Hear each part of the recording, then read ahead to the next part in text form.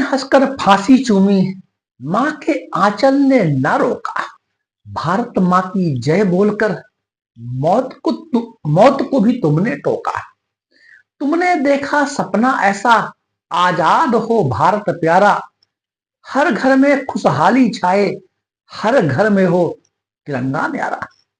भगत राजगुरु सुखदेव की गूंज रही अब भी वाणी, इंकलाब के नारों संग, इंकलाब के नारों संग गूंज रही आज भी कहानी। ओ वीरों के बलिदानी दीप, हम तुमसे रोशन होते हैं, तेरी कुर्बानी याद रहे, हम हरदम ये संकल्प लेते हैं। शहीदों की चिताओं पर लगेंगे हर वर्ष मेले, वतन पर मरने वालों का बाकी यही निशा होगा। वतन पर मरने वालों का बाकी यही निशा होगा। साथियों, आज 23 मार्च है और 23 मार्च को हम उन अमर बलिदानियों को याद करते हैं जो हमारे देश की आजादी को प्राप्त करने के लिए कुर्बानियां दी, लेकिन सदा सदा के लिए अमर हो गए। हम सबके दिलों में आज भी वो धड़क रहे हैं, देश प्रेम की वो दीवाने।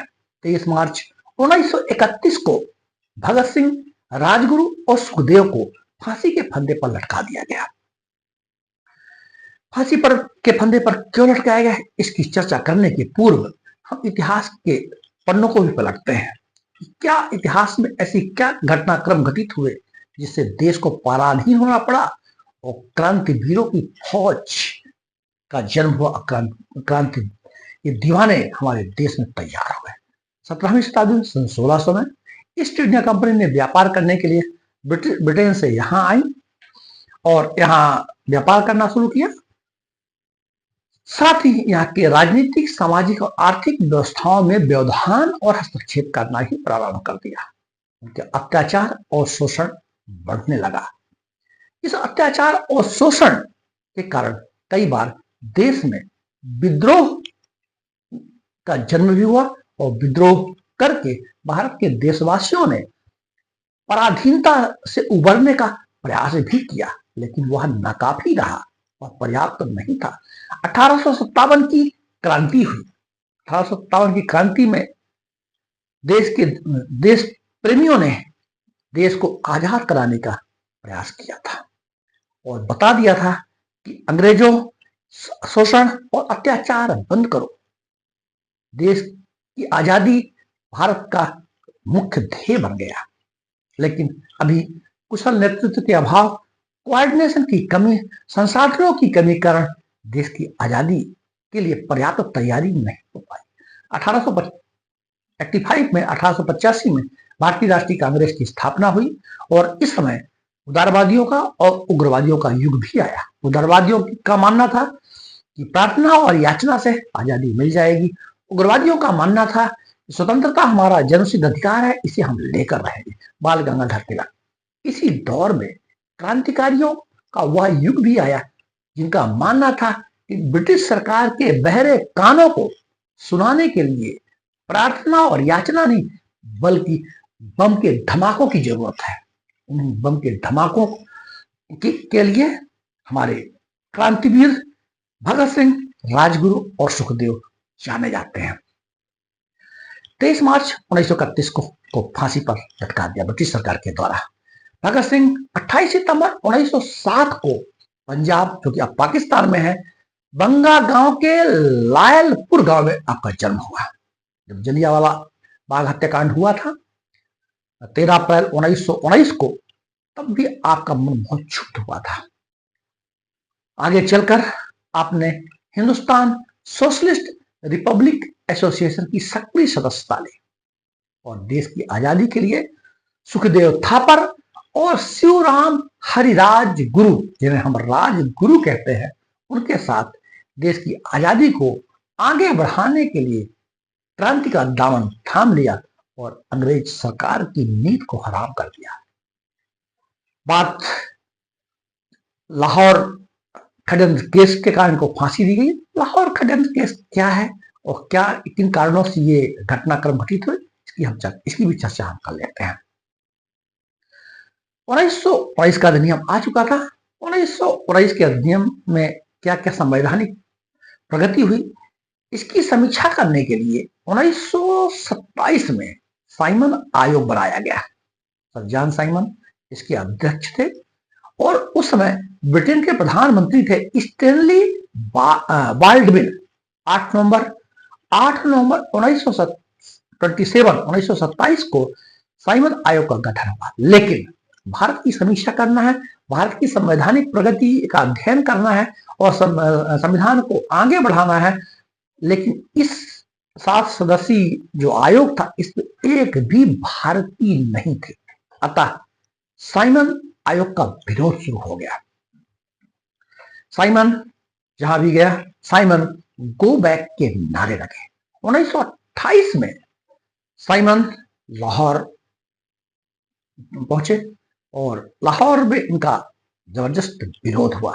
लाला लाजपत राय के नेतृत्व में क्रांतिकारियों ने साइमन गो बैक के नारे दिए। आवश्यक भी था, क्योंकि हमारे देश को संविधान देना है, हमारे देश को आजादी देनी है, लेकिन उस आयोग में एक भी भारतीय नहीं था। अतः लाला लाजपत राय के नेतृत्व में हमारे क्रांतिवीरों ने साइमन का विरोध किया। उस समय जो ब्रिटिश सरकार थी, ब्रिटिश के पुलिस अधिकारी, यद्यपि ऐसा इतिहास में पढ़ने को मिलता है कि जो लाठीचार्ज का आदेश दिया था लाला लाजपत राय ने, वो उसमें जेम्स ए स्कॉट बेसिकली मुल्ता थे।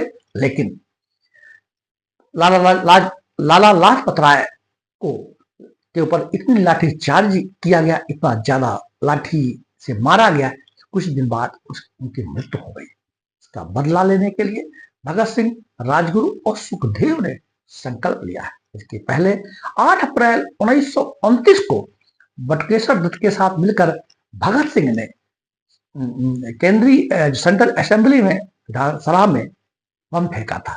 उसमें पब्लिक सेफ्टी बिल पर चर्चा चल रही थी। यद्यपि उस समय के असेंबली पर कोई नहीं था, खाली बेंचों पर बम फेंका गया और उसका इनका उद्देश्य यही था कि ब्रिटिश सरकार देश का शोषण, अत्याचार बंद करे। भगत सिंह गिरफ्तार कर लिए गए और भगत सिंह, राजगुरु और सुखदेव को लाहौर की जेल में रखा गया। चूंकि जो केंद्रीय असेंबली पर जो बम फेंका गया था उसमें किसी की मृत्यु नहीं हुई थी, अतः जो भगत सिंह, राजगुरु और सुखदेव द्वारा लाठीचार्ज के में जो जिनका नाम आ रहा था, सैंडर्स और स्कॉट, को गोली मारने के लिए भगत सिंह, राजगुरु और सुखदेव ने निरूपित किया। यद्यपि गलती से जेम्स ए स्कॉट को न मारकर जॉन सैंडर्स पर गोली चला दी गई। जॉन सैंडर्स की मृत्यु हो गई।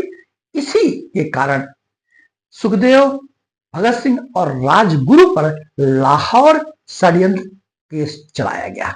इसके लिए स्पेशल ट्राइब्यूनल बनाया गया। 7 अक्टूबर 1930 को मृत्युदंड की सजा दी गई तथा 23 मार्च 1931 को उन तीनों क्रांतिवीरों को फांसी पर लटका दिया गया। यद्यपि ये क्रांतिवीर फांसी पर हंसते हंसते फांसी के फंदे को चूम लिया, लेकिन इनकी जो प्रेरणा, इनका जो शहादत है, वो हम सब देशवासियों के आज भी दिलों में धड़क रहा है। तो ये था संक्षिप्त सा की जानकारी। भगत सिंह, राजगुरु और सुखदेव, आज शहीद दिवस पे हम उन्हें नमन करते हैं और उनकी जो देश प्रेम के लिए जो उनका त्याग, बलिदान और तपस्या है, कि आज आवश्यकता है कि हम सबके जन जन में वह प्रेरणा, वह स्वाध्याय, वह शहादत याद रहे, ताकि हम अपने देश की आजादी को अक्षुण्ण भी रखें और देश को सदा ही प्रगति पथ पर आगे बढ़ाते चले। जय हिंद।